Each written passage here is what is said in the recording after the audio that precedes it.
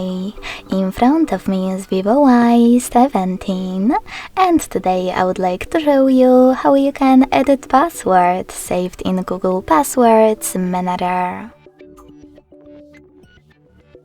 Begin by going into Devices Settings and scrolling all the way down to access Google section. Then tap on Autofill, Autofill with Google, and Passwords. Following that, just tap on one of your passwords that you wish to edit and enter your current login method. Then tap on Edit button next to the delayed one and make your changes.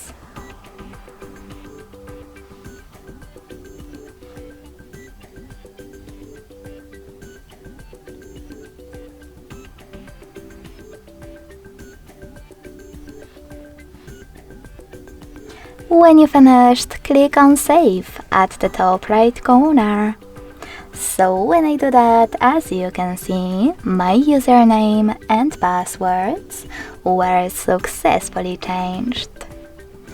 Thanks so much for watching. If you enjoyed this video, smash that like button, comment and subscribe.